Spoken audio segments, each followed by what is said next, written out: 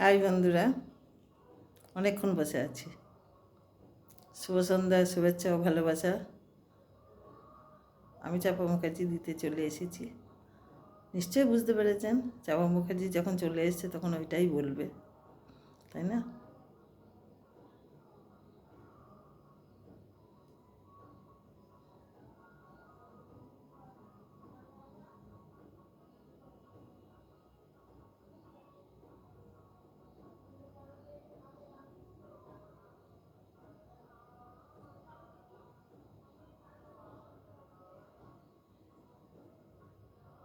মায়েদের বন্ধুরা, একটা কথা বলি।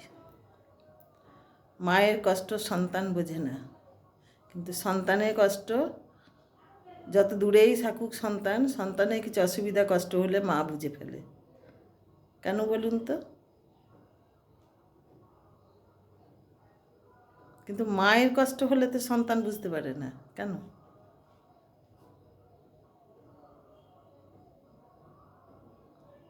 বলবো কারণটা।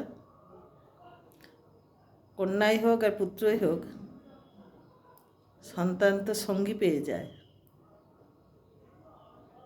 আর কন্যার মাই হোক আর পুত্রের মাই হোক, মা তো সঙ্গী হারা হয়ে যায়। তার সন্তান সরে যায়।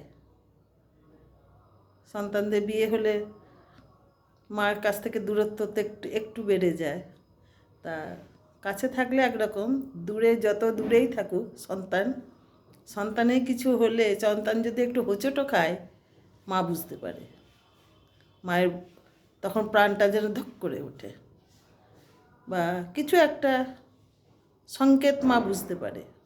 কিন্তু মায়ের কিছু হলে সন্তানরা বুঝতে পারে না, কারণ সেই অনুভূতিটা সন্তানদের থাকে না, তাই না?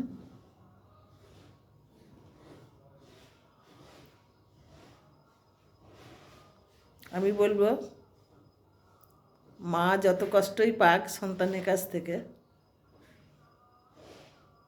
মায়ের মনে যেন সন্তানের জায়গাটা না নড়ে।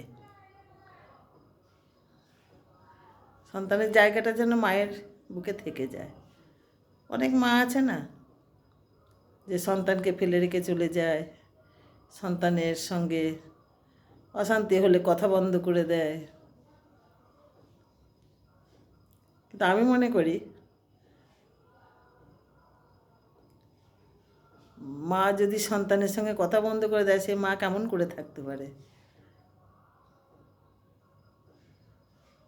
পৃথিবী একধারে হয়ে যাক, সন্তান আর মা একধারে হয়ে থাক, আমি এটা বলি, তাই না বন্ধুরা? তা সন্তান, যার সন্তান যে যেখানেই থাকুক, ভালো থাকুক, তার পিছনে আমারটাও ভালো থাকুক। সবার মা যেন সন্তানের জন্য এইরকম কামনাই করে, আমিও তার পিছনে পিছনে আমিও করি। আসি বন্ধুরা, শুভ সন্ধ্যায় ভালোবাসা দিয়ে অনেক একটু জ্ঞান দিয়ে গেলাম। ভালো লাগলে শুনবেন, আর না লাগলে ঠেলে ফেলে দেবেন। আসি বন্ধুরা, ভালো থাকবেন আপনারা। আপনাদের ভালোবাসাতে আমি চাপা মুখার্জি ভালো আছি।